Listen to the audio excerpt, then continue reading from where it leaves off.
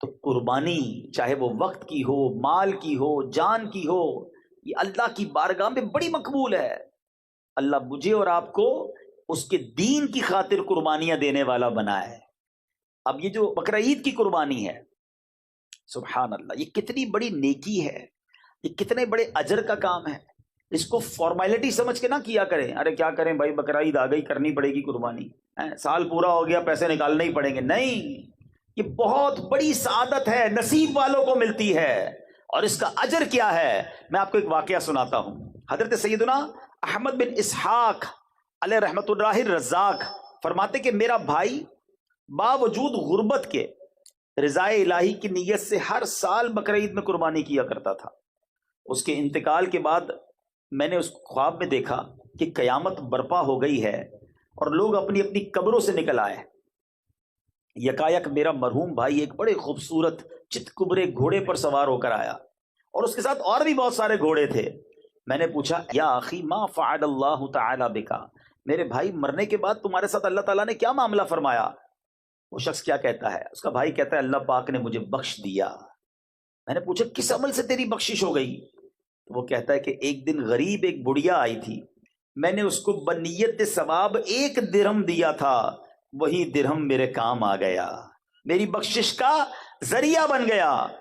میں نے پوچھا بھائی یہ گھوڑے اتنے سارے تیرے پاس کیوں ہیں؟ وہ کہتا ہے یہ سب میری بقرہ عید کی قربانیاں ہیں، اور جس گھوڑے پر میں سوار ہوں نا، یہ میری سب سے پہلی بقرہ عید کی قربانی تھی۔ میں نے پوچھا اب عزم کدھر کا ہے، جانا کدھر ہے؟ کہتے جنت میں جا رہا ہوں۔ سبحان اللہ۔ اور اس کے بعد وہ میری نظروں سے اوجھل ہو گیا۔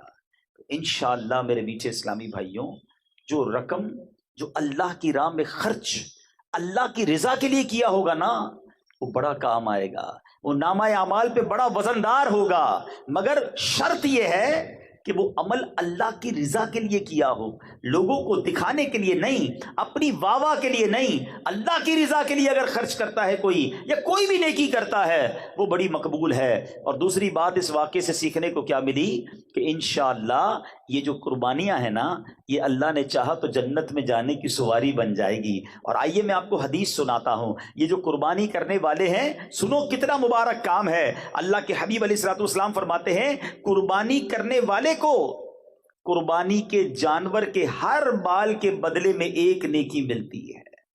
کبھی سوچا کتنے بال ہوتے ہیں بکرے پر، گائے پر؟ ہر بال کے بدلے 1 نیکی ملتی ہے۔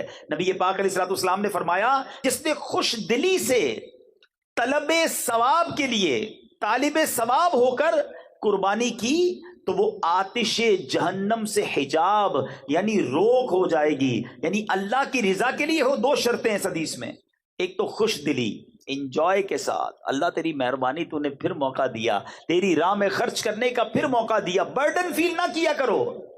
کچھ لوگوں کی بڑی عجیب عادت ہوتی ہے، عبادت بھی کرتے ہیں اور بوجھ کے ساتھ کرتے ہیں۔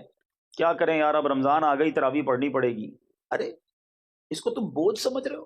یار سال گزر گیا، اب زکوٰۃ دینی پڑے گی۔ ایک جگہ میں بیٹھا تھا، پتہ ہے عجیب سی بات کی، کہتے ابھی بھائی کاروباری لوگوں کا سب سے بڑا خرچہ، جن کے پاس پیسہ زیادہ ہے نا، ان کا سب سے بڑا خرچہ ہی زکوٰۃ ہے۔ میں نے کہا یار اللہ کے بندو، زکوٰۃ تو خوش دلی سے دو، اس کو برڈن کیوں سمجھ رہے ہیں؟ اللہ کی رحمت ہے کہ اللہ نے تمہیں دینے والا بنایا، مانگنے والا نہیں بنایا۔ تو کبھی بھی کسی عبادت میں بوجھ فیل نہ کریں، انجوائے کریں، خوش دلی کے ساتھ کریں۔ اگر اللہ نے اس قابل کیا ہے کہ آپ قربانی کر رہے ہیں تو سبحان اللہ قربانی بھی کریں اور ساتھ سجدہ شکر بھی ادا کریں کہ اللہ تو نے مجھے اور میرے گھر والوں کو اس قابل کیا۔ ارے حضرت ابراہیم کو تو حضرت اسماعیل کے ذبح کرنے کا حکم ہوا تھا، اگر یہی حکم ہمیں دے دیا جاتا کہ سب اپنے بچے ذبح کرو، کیا حال ہوتا؟ ادھر قربانی دینے کی نیت نہیں ہوتی، یہ والی قربانی کون دیتا؟ ہم پر تو آسانی کر دی گئی نا کہ جانور قربان کروایا جا رہا ہے۔ اچھا جانور بھی قربان کرو، گوشت بھی خود ہی کھا جاؤ، یہ بھی نہیں کہ سارا بانٹ دو۔ سوچو، رحمت دیکھو اللہ کی، آسانیاں ہیں ہمارے لیے، مگر اس کو بھی لوگ بوجھ سمجھ رہے ہوتے ہیں۔ ٹھیک ہے، گوشت میں تقسیم کاری ہونی چاہیے، رشتہ داروں کو بھی دیں، غریبوں کو بھی دیں، لیکن ایسا نہیں ہے کہ آپ کچھ بھی نہیں کھا سکتے اس میں سے۔ تو بہرحال میرے میٹھے اسلامی بھائیوں، یہ حدیث یاد رکھنی ہے۔ اور قربانی کرے گی کیا؟ آتش جہنم کے سامنے روک بن جائے گی، حجاب بن جائے گی۔ اللہ نے چاہا جہنم سے قربانی بچائے گی۔ ایک اور حدیث پاک سنیے، پیارے آقا علیہ الصلوۃ والسلام فرماتے اے فاطمہ، اپنی صاحبزادی سے کہا، اے فاطمہ اپنی قربانی کے پاس موجود رہو، کیونکہ اس کے خون کا پہلا قطرہ گرے گا تو تمہارے سارے گناہ معاف کر دیے جائیں گے۔ ہائے ہائے ہائے، کتنی بڑی نعمت ہے۔ چوتھی حدیث، اللہ کے حبیب فرماتے جس شخص میں قربانی کرنے کی وسعت ہو پھر بھی وہ قربانی نہ کرے تو وہ ہماری عیدگاہ کے قریب نہ آئے۔ ہاں، اس کو نبی پاک نے اپنے آپ سے دور فرما دیا۔ وہ لوگ جو قربانی اس میں سستی کرتے ہیں، اچھا پھر پورے گھر کا ایک بکرا کر لیں گے، گھر میں افراد بہت سارے، ایک جانور سب کی طرف سے، حساب نہیں کرتے کہ حصے کتنے بن رہے ہیں، حصے پورے ہو رہے ہیں کہ نہیں ہو رہے، کیونکہ بعض صورتوں میں اگر آپ کی کیلکولیشن درست نہیں ہے یا آپ نے ایک ہی جانور، مثال کے طور پہ ایک بکرے میں سارے گھر والوں کی قربانی شامل کر دی، کسی کی بھی قربانی نہیں ہوگی۔ آپ کو یہ باقاعدہ سیکھنا ہوگا کہ کس طرح حصوں کی تقسیم ہوگی، یہ ایک واجب کام ہے۔ اس کے احکام بھی تو جانیے نا، یہ تو کسی ایکسپرٹ سے پوچھتے ذرا بتاؤ بھائی دانت کیسے دیکھنے ہیں، جانور کون سا لینا چاہیے، مگر اس کی قربانی کرتے وقت نیت کیسے ہوگی، اس کی اجازت کیسے ہوگی، جانور کی عمر کتنی ہونی چاہیے، یہ کون معلوم کرتا ہے؟ تو خدا را یہ واجب کام پراپر طریقے سے شریعت کے تقاضوں کے مطابق کریں، خوش دلی کے ساتھ کریں، سعادت سمجھ کر کریں، اللہ نے چاہا یہ آپ کے لیے بہت زبردست نیکی ہو جائے گی۔ سنو میرے آقا علیہ الصلوۃ والسلام کیا فرماتے ہیں۔ آقا فرماتے ہیں انسان بقرعید کے دن کوئی ایسی نیکی نہیں کرتا جو اللہ عز و جل کو خون بہانے سے زیادہ پیاری ہو۔ یہ قربانی قیامت میں اپنے سینگوں، بالوں اور کھروں کے ساتھ آئے گی، اور قربانی کا خون زمین پر گرنے سے پہلے اللہ کے ہاں قبول ہو جاتا ہے۔ لہٰذا خوش دلی سے قربانی کرو۔ سبحان اللہ۔ محقق علی الاطلاق خاتم المحدثین حضرت شیخ عبدالحق محدث دہلوی فرماتے ہیں قربانی اپنے کرنے والوں کے نیکیوں کے پلے میں رکھی جائے گی، جس سے نیکیوں کا پلڑا بھاری ہوگا۔ حضرت سیدنا ملا علی قاری رحمۃ اللہ تعالی علیہ فرماتے ہیں پھر اس کے لیے سواری بنے گی جس کے ذریعے یہ شخص بآسانی پل صراط سے گزرے گا۔ ارے یہ پل صراط پر سواری کا کام دے گی، یہ نامہ اعمال پہ وزن کا کام دے گی۔ فرمایا اور اس جانور کا ہر عضو، پارٹ آف دا باڈی، قربانی کرنے والے کے ہر عضو کے لیے جہنم سے فدیہ ہوگا۔ قربانی کی آنکھ کے بدلے ہماری آنکھ جہنم سے بچے گی، قربانی کے پیر کے بدلے ہمارا پیر جہنم سے انشاءاللہ بچے گا۔ تو سوچو یہ جانور تو مجھے جہنم سے بچانے والا ہے، یہ پل صراط سے پار کرانے والا ہے۔ اب یہاں ایک اور بڑی پیاری بات، بڑی گہری بات ہے، توجہ چاہوں گا۔ آقا نے کیا فرمایا صلی اللہ تعالی علیہ وسلم؟ اس کا مضمون ہے کہ قربانی جو ہے وہ، میرے آقا نے فرمایا کہ اس دن، قربانی والے دن، خون بہانے سے زیادہ کوئی افضل کام نہیں ہے۔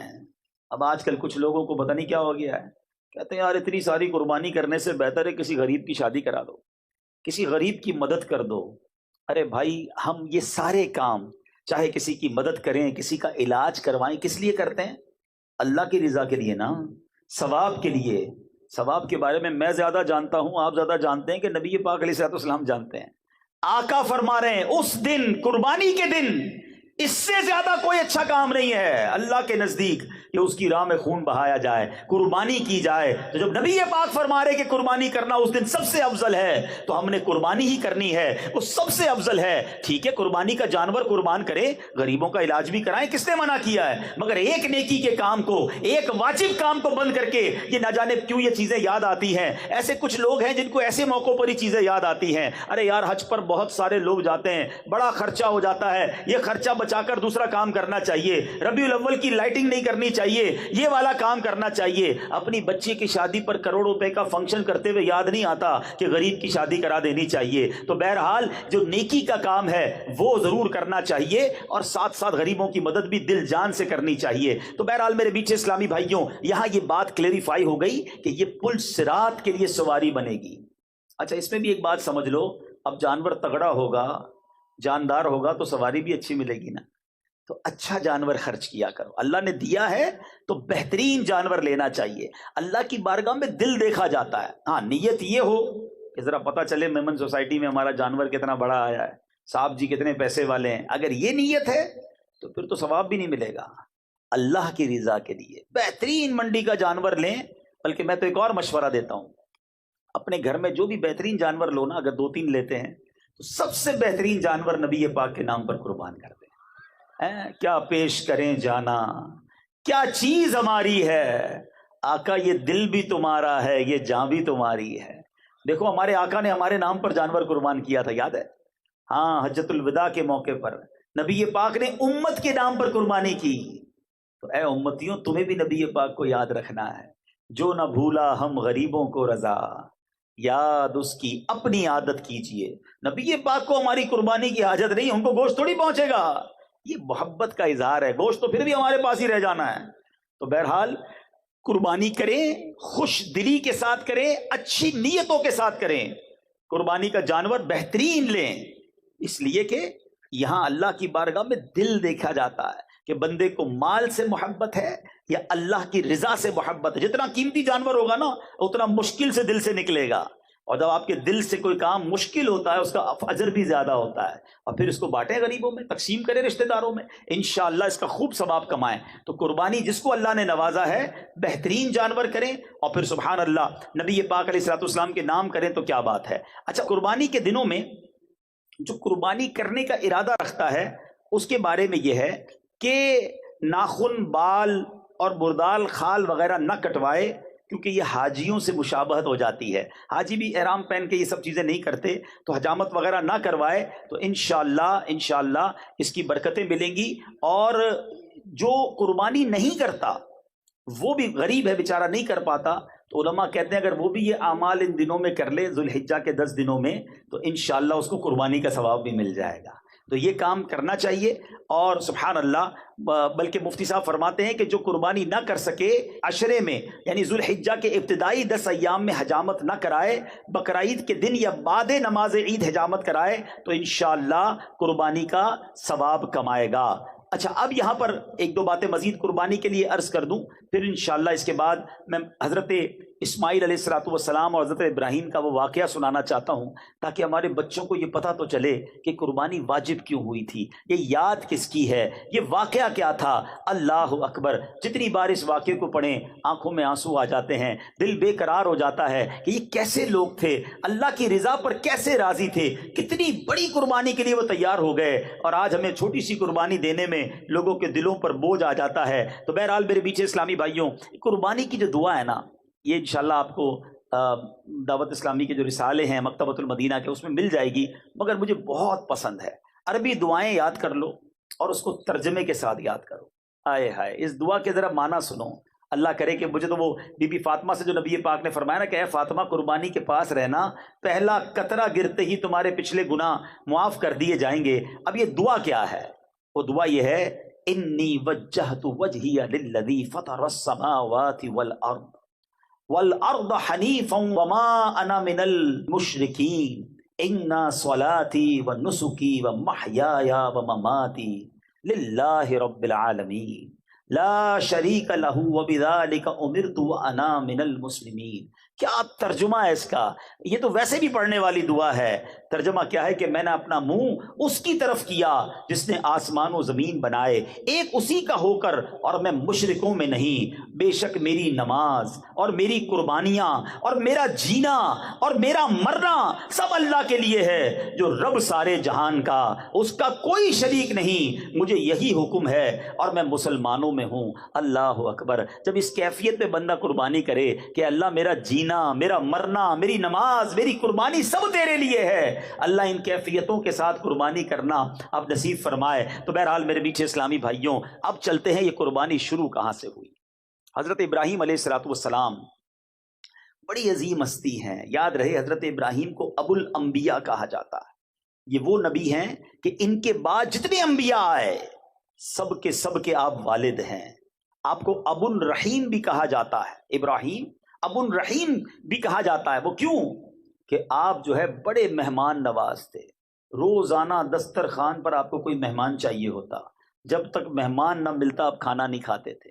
مہمان نوازی بھی آپ کے دور سے شروع ہوئی. اب آپ کو بیٹے کی تمنا تھی، آپ اللہ کی بارگاہ میں دعا کرتے تھے، اے اللہ مجھے بیٹا عطا کر دے. اچھا، آپ 99 سال کی عمر تک بے اولاد تھے، 99 ایئرس کی ایج. چلو تھوڑا سا یہاں ایک درس دے دوں.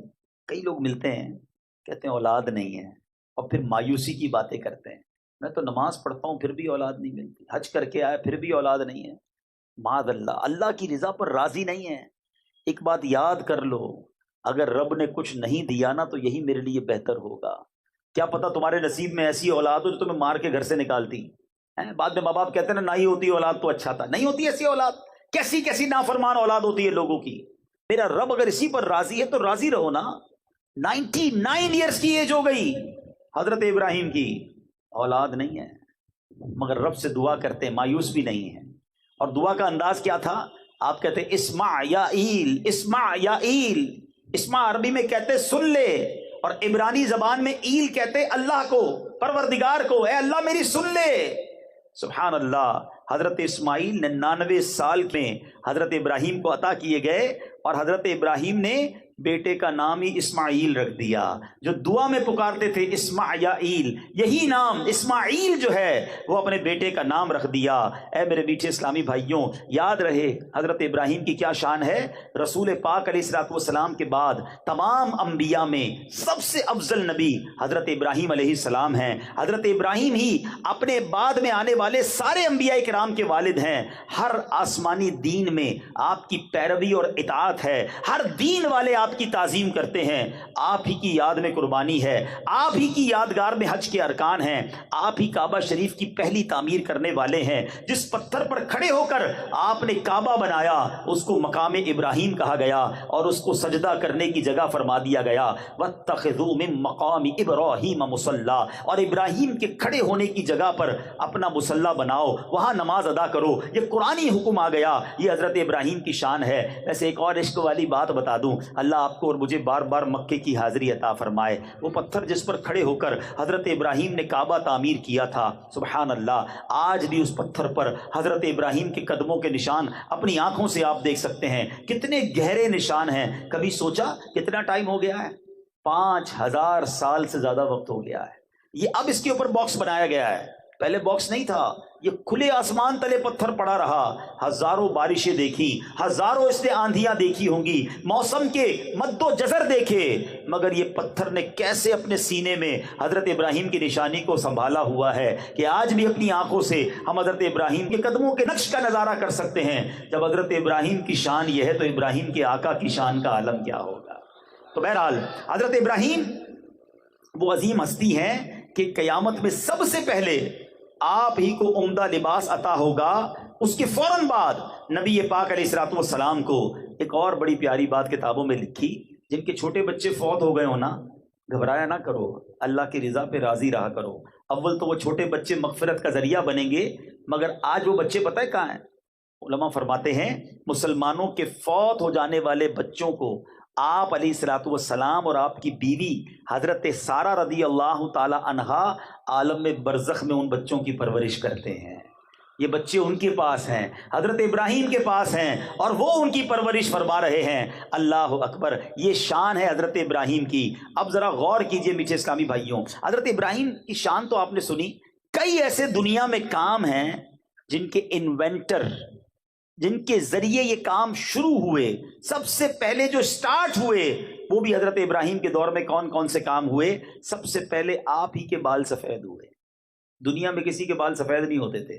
حضرت ابراہیم پہلی ہستی ہیں جن کے بال سفید ہوئے. سب سے پہلے آپ ہی نے سفید بالوں پر مہندی لگائی اور قطم یعنی نیل کے پتوں کا خضاب لگایا.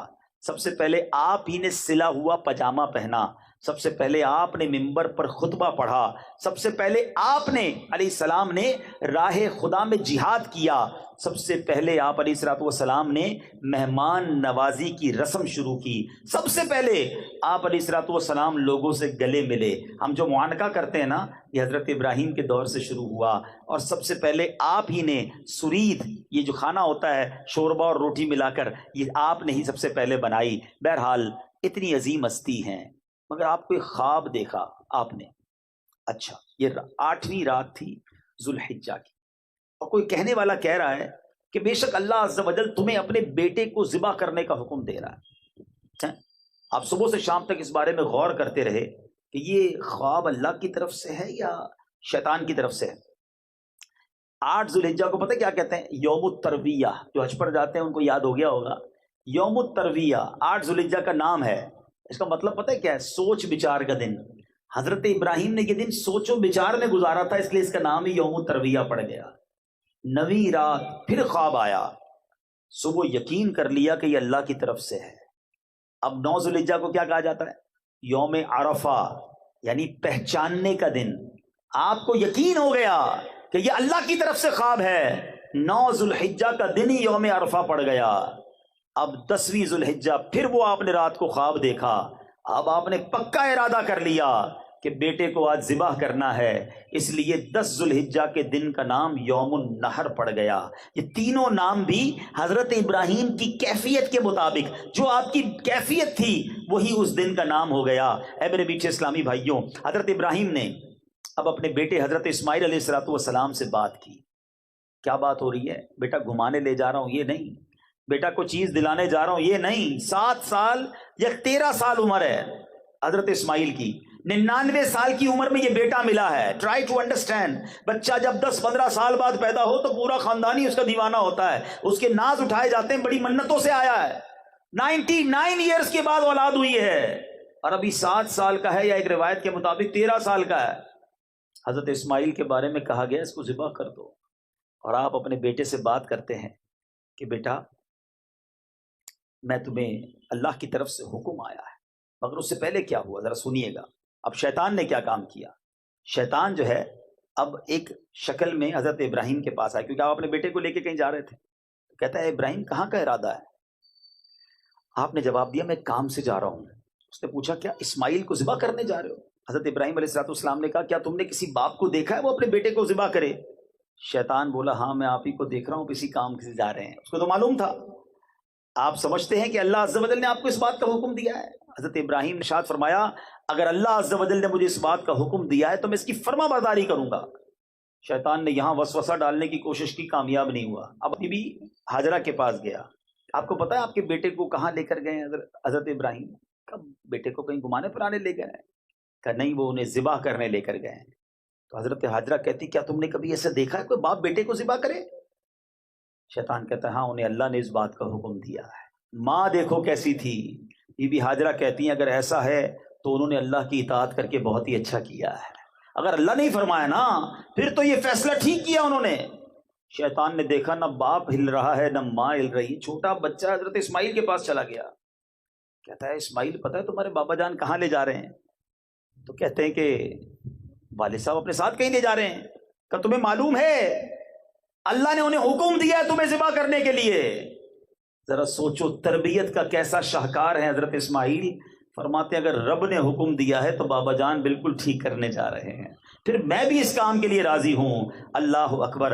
اب شیطان نے دیکھا کوئی نہیں مان رہا، بہکانے کی کوشش میں ناکام ہوا تو ایک مقام پر پہنچا، حضرت ابراہیم نے اسے 7 کنکریاں ماری۔ اگلے مقام پر پہنچا، اب وہاں فرشتوں نے کہا حضور یہاں بھی کنکریاں ماریں۔ حضرت ابراہیم نے پھر کنکریاں ماری۔ آگے جا کر پھر ایک مقام پر اس نے بہکانے کی کوشش کی۔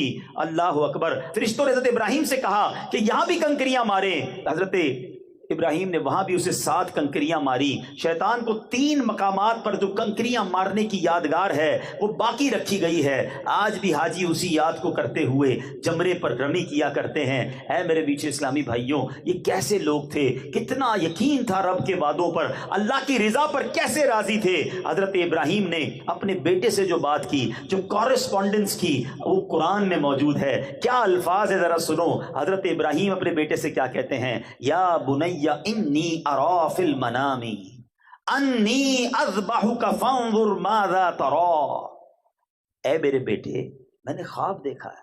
باپ اپنے بیٹے سے بات کر رہا ہے، میں نے خواب دیکھا تجھے ذبح کرتا ہوں، اب تو دیکھ تیری کیا رائے ہے۔ اللہ اکبر۔ کسی سے یہ کہا جائے کہ تجھے ذبح کرنے کا ارادہ ہے، خواب میں حکم ملا ہے، اپنا بیٹا بھی ہو تو گھر چھوڑ کے بھاگ جائے۔ یہ کیسا بیٹا ہے؟ کیا کہتے ہیں سنو، کہتے ہیں اے میرے باپ کیجئے جس بات کا آپ کو حکم ہوتا ہے، خدا نے چاہا تو قریب ہے کہ آپ مجھے صابر یعنی صبر کرنے والا پائیں گے۔ اللہ اللہ اللہ۔ سوچو تو صحیح ہے کیسے باپ بیٹے ہیں۔ اب حضرت اسماعیل علیہ السلام نے اپنے والد سے بڑی کمال کی عرض کی۔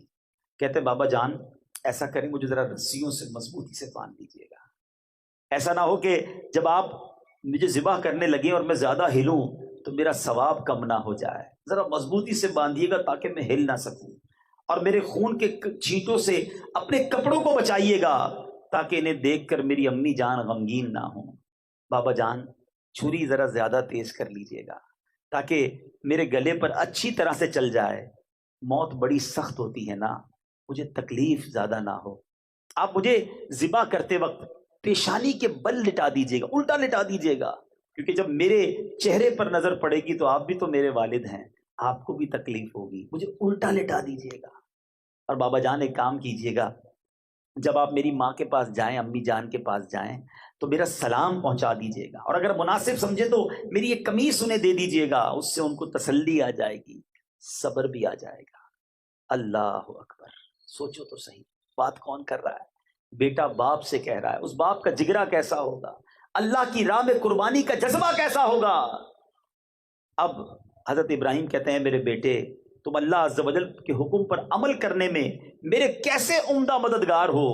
پھر اسی طرح ہوا, حضرت اسماعیل کو آپ نے رسیوں سے باندھا, چھری تیز کی, حضرت اسماعیل کو پیشانی کے بل لٹا دیا, ان کے چہرے سے نظر ہٹا لی اور ان کے گلے پہ چھری چلا دی.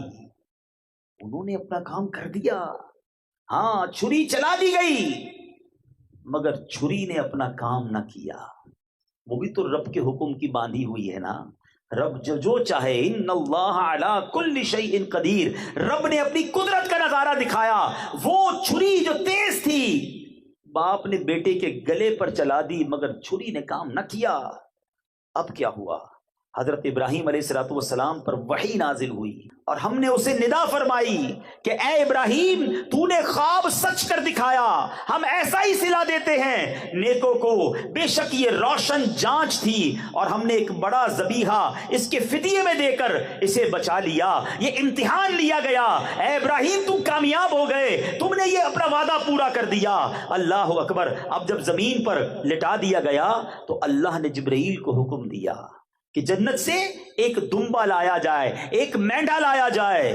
وہ مینڈا لے کر آئے. ذرا سوچو منظر کیسا ہوگا. حضرت اسماعیل الٹے لیٹے ہوئے ہیں, باپ کے ہاتھ میں چھری ہے اور وہ پھرا چکے ہیں. اب اوپر سے آواز آتی ہے, اللہ اکبر اللہ اکبر. حضرت جبرائیل مینڈا لے کر آ رہے ہیں اور اوپر سے صدا لگا رہے ہیں. حضرت ابراہیم نے جب اوپر دیکھا تو جان لیا کہ اللہ کی طرف سے آزمائش کا وقت گزر چکا ہے, امتحان پورا ہو گیا ہے. بیٹے کے فدیے کی جگہ مینڈا بھیجا جا رہا ہے. حضرت ابراہیم نے اب خوش ہو کر کیا کہا, لا الہ الا اللہ واللہ اکبر. اب جو بیٹا لیٹا ہوا ہے, حضرت اسماعیل نے جب یہ سنا تو کہتے ہیں اللہ اکبر وللہ الحمد. اس کے بعد کیا ہوا, یہ تینوں الفاظ جو ہیں یہ وہی تسبیح ہے جو ہم عید کے دنوں میں پڑھتے ہیں. یہ ایام تشریق میں پڑھی جانے والی تسبیح ہے, قیامت تک کے لیے مسلمانوں کی زبانوں پر جاری کر دیا گیا. اب جب اس تسبیح کو پڑھنا تو غور کرنا کتنی مبارک تسبیح ہے کہ اس کے پہلے الفاظ جبرائیل نے کہے ہیں, درمیانی الفاظ حضرت ابراہیم کی زبان سے ادا ہوئے ہیں, اور آخری ورڈز جو ہیں وہ حضرت اسماعیل کی زبان سے ادا ہوئے ہیں. ارے اتنی بڑی قربانی کے بارے میں ہم تو تصور بھی نہیں کر سکتے.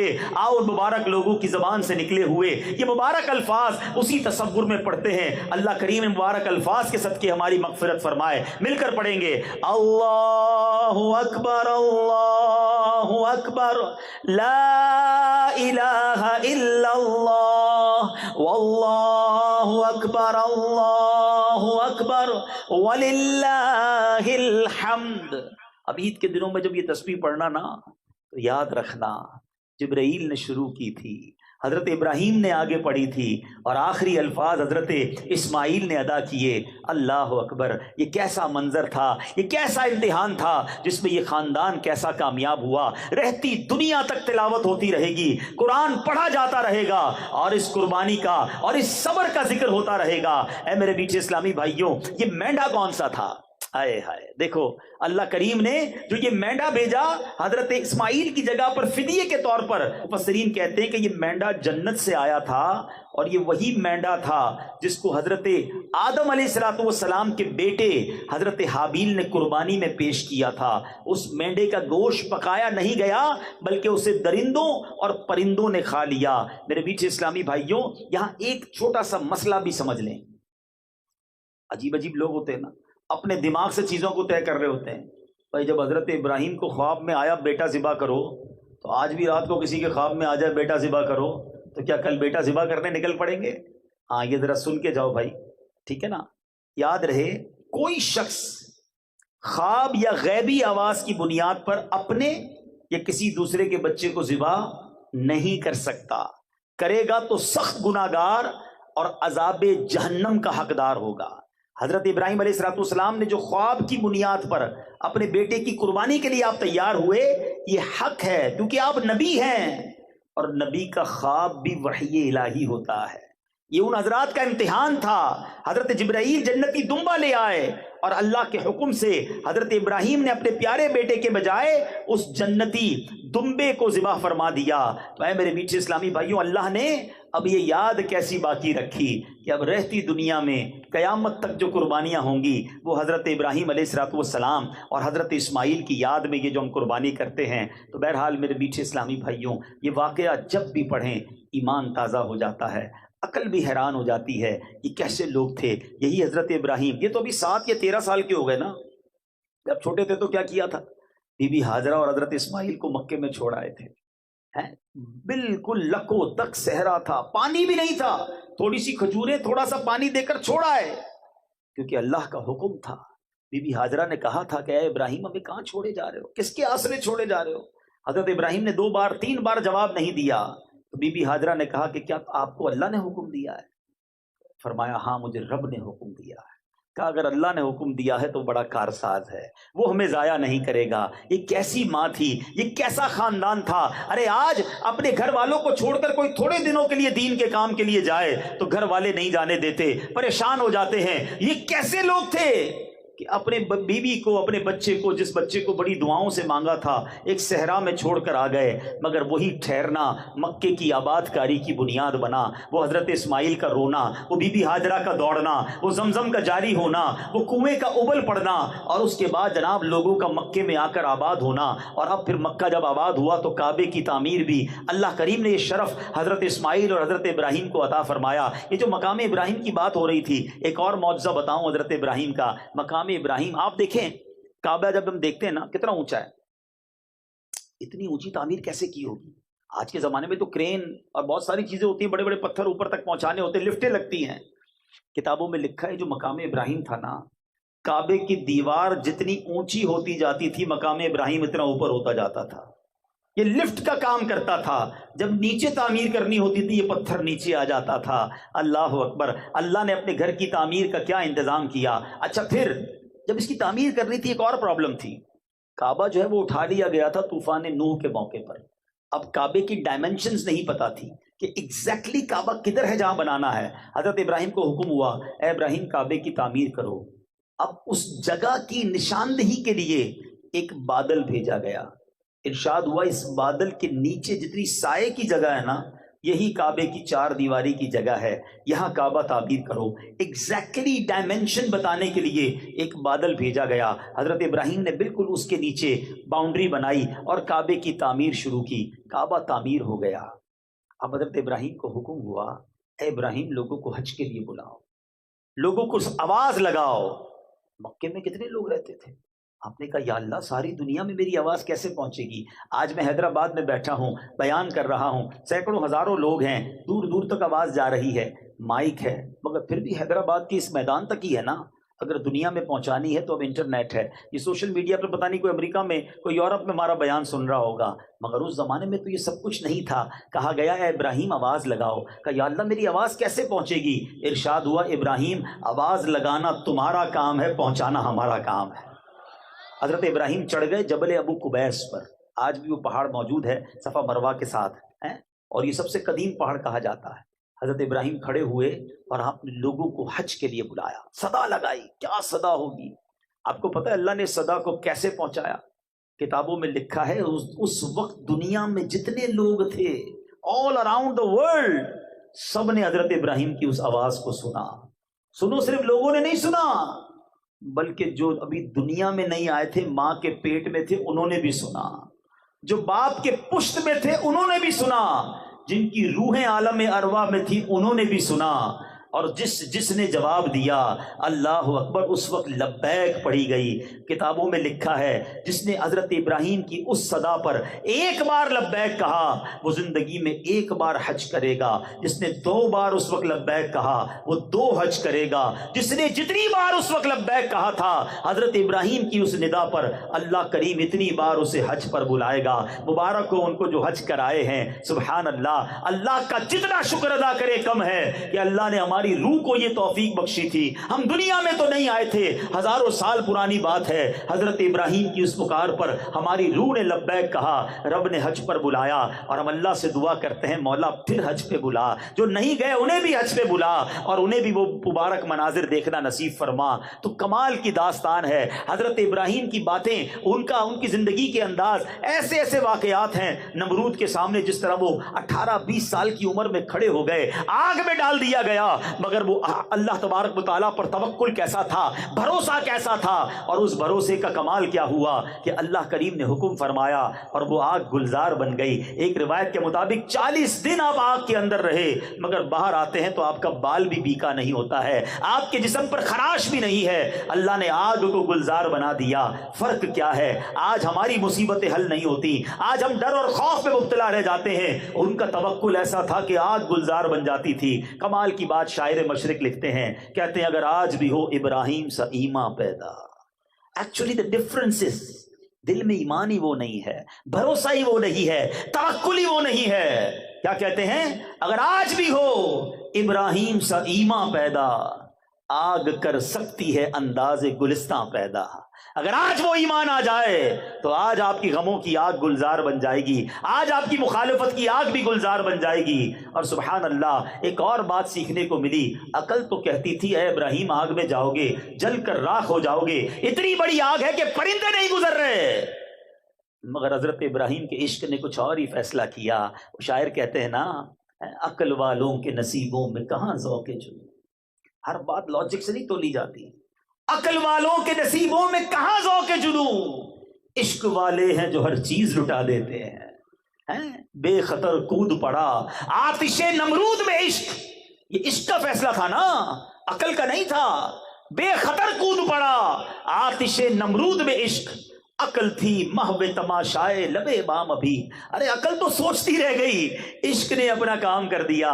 تو بہرحال میرے پیچھے اسلامی بھائیوں، ون آف دا بیوٹیفل سیرت کا شاندار ہسٹری ہے حضرت ابراہیم کی، کمال کی شخصیت ہیں، جتنا پڑھیں ایمان تازہ ہوتا ہے۔ ارے اب تو قربانی کریں گے پھر ان کی یاد آئے گی، انشاءاللہ حج پہ جائیں گے پھر ان کی یاد آئے گی۔ اللہ سیدنا ابراہیم علیہ الصلوۃ والسلام کے مزار پر کروڑوں رحمتوں کی بارش نازل فرمائے اور ان کے فیوز و برکات سے ہمیں مالا مال فرمائے، ان کی سیرت سے کچھ سیکھنا نصیب فرمائے، اور اس بار اپنی قربانی کو شاندار انداز میں اخلاص کے ساتھ کرنے کی توفیق عطا فرمائے۔ آخر میں ایک بڑا پیارا خوبصورت مشورہ بھی دینا چاہتا ہوں، اور یہ مشورہ ملا بارگاہ امیر اہل سنت سے۔ کیا ہستی ہے امیر اہل سنت، کیا شاندار آپ کا ذہن ہے۔ سنو، قربانی کرتے ہو نا، ماشاءاللہ ایسے بھی ہوں گے جو نبی پاک کے نام کی بھی کرتے ہوں گے، غوث پاک کے نام بھی کرتے ہوں گے، اپنے مرحوم والدین کے نام بھی کرتے ہیں، بہت اچھی بات کریں، لیکن ایک اور انداز آپ کو بتاتا ہوں، اور یہ جب سے پریکٹس کیا ہے یقین کریں طبیعت بھری بھری بھری ہری ہو گئی ہے۔ وہ کیا ہے سنو، امیر علیہ السلام فرماتے ہیں کہ آپ کے گھر پر قربانی کا جب دن ہوتا ہے تو بہت سارے لوگ گوشت لینے آتے ہیں، ایسا ہی ہے نا، آپ کے ملازم آتے ہوں گے، آپ کے غریب رشتہ دار آتے ہوں گے، پڑوسی آتے ہوں گے، آپ سب کو دیتے ہیں، اچھی بات، لیکن ان کو لینے آنا پڑتا ہے، ان کے گھر قربانی نہیں ہوتی ہے۔ کیا ایسا نہیں ہو سکتا کہ اس بار میری جو نفلی قربانیاں ہیں، ویسے تو یہ واجبی قربانیوں میں بھی ہو سکتا ہے، جو واجب قربانی وہ بھی ہو سکتا ہے، کیا آپ نے سوچا یار میں اس بار 3-4 بکرے کروں گا، 1 گائے کروں گا، کیا ایسا نہیں ہو سکتا کہ 1 یا 2 بکرے آپ اپنے یہاں نہ کریں بلکہ کسی غریب مسلمان کو کہیں کہ یہ بکرا آپ اپنے گھر پہ کر لیں، اور اس کو بتا دیں یہ غوث پاک کے نام کی قربانی اس نام سے کر دینا، اور گوشت وغیرہ آپ تقسیم کر دیں، یا یہ نبی پاک کے نام کی قربانی، یا آپ نے اپنی نام کی کروانی ہے تو یہ میرے نام سے کاٹ دینا، باقی بکرا آپ لے جائیں۔ بلکہ امیر علیہ سنت ایک اسٹیپ اور آگے بڑھ کر فرماتے بکرا نہ دو اس کو بکرے کے پیسے دو اور کو خود جا کے خریدو۔ اب ذرا سوچیں جب وہ اپنے بچوں کے ساتھ منڈی جائے گا کتنی خوشی ہوگی اس کے بچوں کو، 1-2 دن ذرا وہ ڈھونڈیں گے، جانور دیکھیں گے۔ اچھا بکرا کے بھی ایسے بھی دیں، چارے کے بھی دیں اور کسائی کے بھی دیں، وہ بیچارہ غریب کہاں سے کھلائے گا بکرے کو۔ اب جب جا کر وہ خرید کے آئے گا بکرا، 8-10 دن جو اس کے گھر میں رونق لگی رہے گی، وہ بچے جنہوں نے کبھی اپنے گھر میں جانور نہیں دیکھا ہوگا، وہ بچے جن کے گھر میں کبھی قربانی نہیں ہوئی ہوگی، سوچو ان کی خوشی کا لیول کیا ہوگا۔ آپ تو ہر سال کرتے ہیں، ایک آدھا جانور کسی کے گھر چلا گیا، آپ کے گھر میں کوئی کبھی نہیں آئے گی، اللہ اکبر، وہ دعا نہ بھی کرے تو اس کے دل میں جو دعا نکل رہی ہوگی وہ آپ کی عید کو کیا بنا دے گی۔ اچھا آپ ذرا سوچو، جس دن قربانی ہوگی، آج تک وہ صبح تھیلی لے کر آپ کے گھر آتا تھا، آج وہ اپنے گھر میں قربانی کر کر اپنے رشتہ داروں کو بانٹ رہا ہوگا۔ آپ لیول آف خوشی دے سوچئے، اس خاندان میں آپ کتنی خوشی داخل کر سکتے ہیں۔ اور میٹھے اسلامی بھائی ایک فارمولہ یاد کر لو، خوشی کا فارمولہ یہی ہے، تم دوسروں کو خوش کرو، اللہ تمہیں خوش کر دے گا۔ جو خوش ہونا چاہتا ہے، آپ کسی کے چہرے پہ مسکراہٹ لے آئیں، کسی کے دل کا غم دور کر دیں، آپ خوش ہو جائیں گے، آپ کے غم دور ہو جائیں گے۔ اس بار اس قربانی کے دنوں میں یہ سٹائل اپنا کر دیکھو، یہ کام کر کے دیکھنا، پھر دیکھو آپ کو اس کا لطف کیسا آتا ہے۔ اور سبحان اللہ، ایک اور مشورہ دے دیتا ہوں، اگر نبی پاک کے نام کی قربانی کرنی ہے نا تو کسی سید کے گھر میں کروا دو، کسی غریب سید کو تلاش کرو اور بولو یہ لے جاؤ اور اپنے نانا جان کے نام کی قربانی کرنا، حضور آپ ہی کا صدقہ ملتا ہے، آپ کی آل کو پیش کر رہا ہوں، پھر دیکھو پنجتن پاک کا کیسا صدقہ ملتا ہے۔ اللہ نے نوازا ہے نا، تو اس طرح بے شک اپنے گھر میں تھوڑے جانور کم کر دو اور تھوڑے جانور غریبوں کے گھروں میں کٹوا دو، اس کی جو نیکی، اس کی جو برکت، اس کی جو خوشی ملے گی۔ ایک اسلامی بھائی نے مجھے آ کر بتایا، کہا عبدالحبیب بھائی جب سے آپ نے یہ بتایا اور ایک اسلامی بھائی نے مجھے جانور دیا، 10 دن 10 راتیں میرے بچے سوتے نہیں تھے، خوشی کے مارے انہیں نیند نہیں آتی تھی۔ جس دن ہمارے گھر میں قربانی ہوئی، سارا گھر خوشی کے مارے رو رہا تھا، میں بتا نہیں سکتا ہماری خوشی کا عالم کیا تھا۔ میں سوچتا رہا کہ ایک بکرے سے اس پورے خاندان کو جو پورا ہفتہ خوشیاں ملی، اللہ اس بندے کو کتنی خوشیاں عطا فرمائے گا۔ تو یہ مواقع ڈھونڈا کرو، یہ کوشش کیا کرو کہ ہماری وجہ سے کسی کے چہرے پہ مسکراہٹ آ جائے۔ اور اللہ سلامت رکھے میرے پیر و مرشد کو، اللہ سلامت رکھے امیر اہل سنت کو۔ کیا خوبصورت نیکیاں کمانے کے آئیڈیاز دیتے ہیں، بتاؤ اس میں دعوت اسلامی کا کیا فائدہ ہے؟ کوئی دعوت اسلامی کے فائدے کے لیے نہیں، یہ مسلمانوں کے فائدے کے لیے، لوگوں کے دلوں میں خوشی داخل کرنے کے لیے، آپس میں محبتیں بڑھانے کا فارمولہ ہے۔ اس پر اس بار عمل کریں انشاءاللہ، اللہ کریم کیا پتہ اس ایک قربانی کے صدقے ہماری ساری قربانیاں قبول ہو جائیں۔ تو ہمیں اس بار یہ کام کرنا چاہیے، غریبوں کا خیال بھی رکھا کریں۔ اللہ کریم ہمیں اپنے مسلمان بھائی بہنوں کا خیال رکھنے کی توفیق